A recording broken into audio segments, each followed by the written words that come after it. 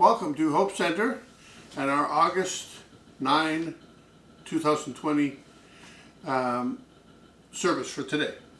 And our message today is out of 1 Kings chapter 12, starting at verse 26 and going down to verse 31. Now I want to give you a little bit of background here first. Through Solomon, the kingdom was one. That is, all of Israel and Judah were joined together. But after Solomon died, the kingdom was split. And God said that this was going to happen because of what Solomon did. That is, he set up altars and things to other gods for his various wives.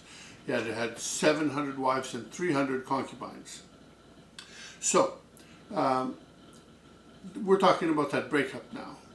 And the whole issue today is about letting God fix it. Now the story here is that the king of Israel and the king of Judah, Judah continued the line through Solomon.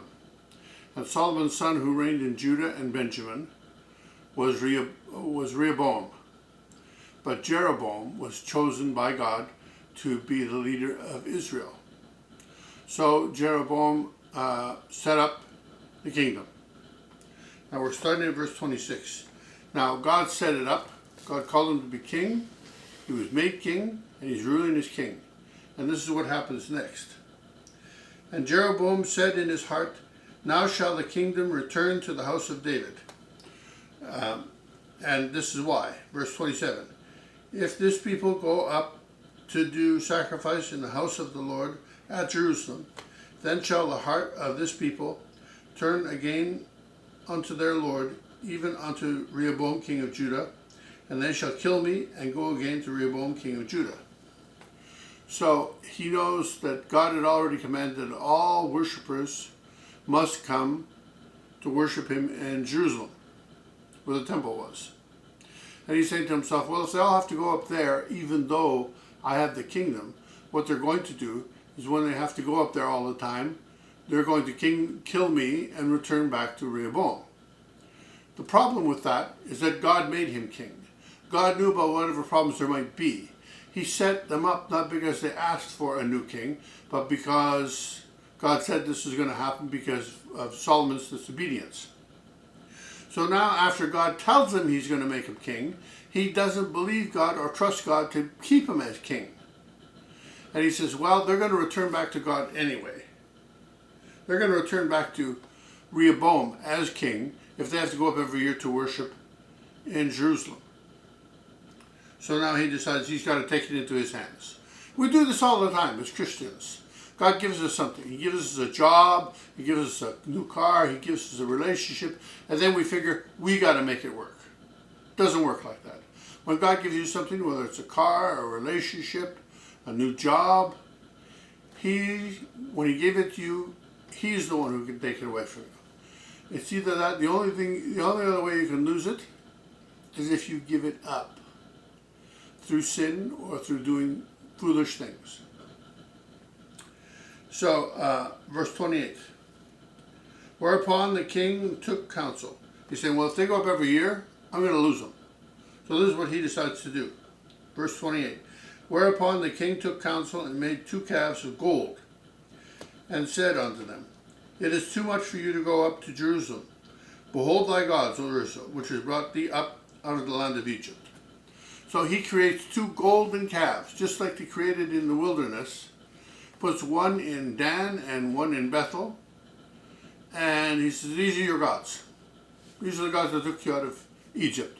Well, clearly, they're not God just because he says they're God.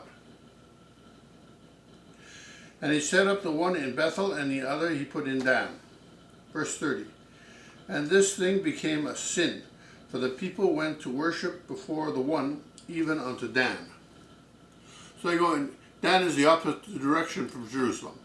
So they go up to Dan instead of going to Jerusalem.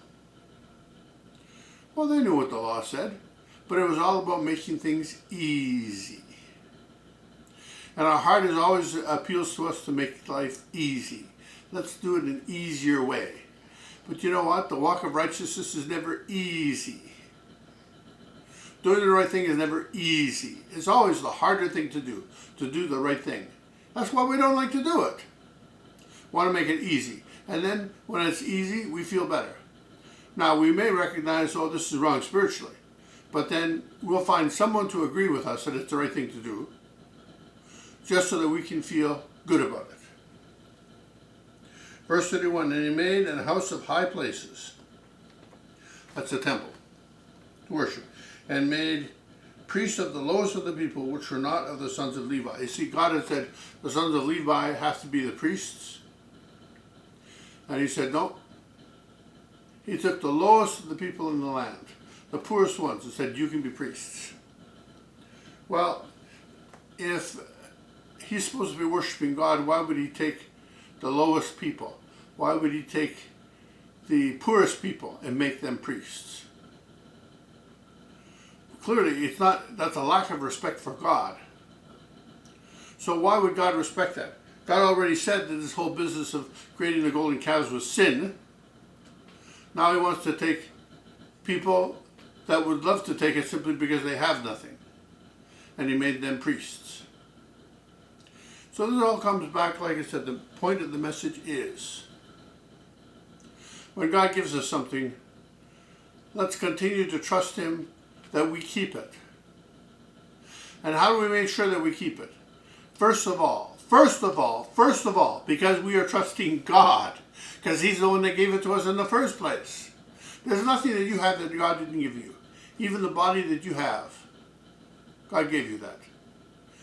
He conceived of who you would be. He gave you those traits in your character and your nature, and he gave you the body you have. He didn't make any mistakes.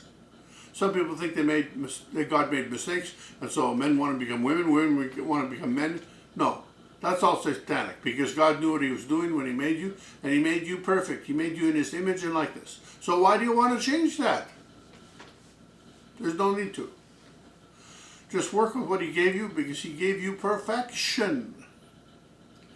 So we come back. When God gives it to you, trust him to keep what you got. Now, you can lose it by sinning, you can lose it, and by throwing it away, you can lose it. Some people get married and they say, oh, I don't need this anymore. You don't get married because you necessarily need to get married. You get married because you want to spend the rest of your life with this person. Why do you want to do that?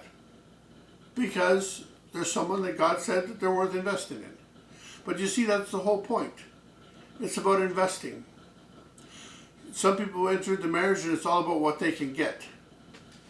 Whether it's wealth or fame or living good or traveling, whatever it is.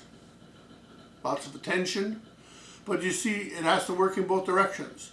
You have to give what you get, because the person who gives it to you has to be replenished just like you have to be replenished. And if it's not replenished, you lose it.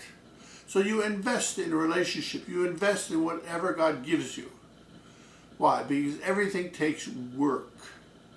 Whatever it takes to get it, it's harder to keep it. Whatever it is you got, it's harder to keep it than it is to get it. Why? Because God gives you everything that you have. And if you want to keep it, you have to invest. You have to invest in time in the presence of God, thanking him for it and nurturing what he's given you. Taking proper care of it. So you have to put in, not just take out. And today, everything is about taking out. And that only lasts so long, and then sooner or later, you lose it. Because you have to invest in whatever it is. And that is my message for today.